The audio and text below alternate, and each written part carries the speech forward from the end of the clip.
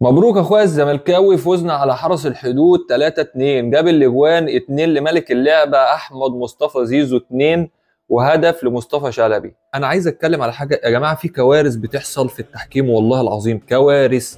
الكره اللي تحت دي كانت ماتش الزمالك وسيراميكا، ما اتحسبتش ضربه جزاء. قال لك هي ايده سانده في الارض فطبيعي ما غصب عنه، فايده ما اتحسبتش ضربه جزاء. نفس الكرة في ماتش الزمالك النهارده مع حرس الحدود اتحسبت ضربة جزاء على الزمالك. انت حسبت دي ضربة جزاء ورحت للفار رجعته وحسبتها ضربة جزاء، ماشي. الكرة بقى دي في ماتش الاهلي والجونة، بصوا كسر له رجله، بصوا ما عامل له سوبليكس بليكس، ما رجعش للفار اصلا، ما رجعش للفار. هو هي ماشيه ازاي؟ طيب طب ده هتف بقى جمهور الزمالك للحكام.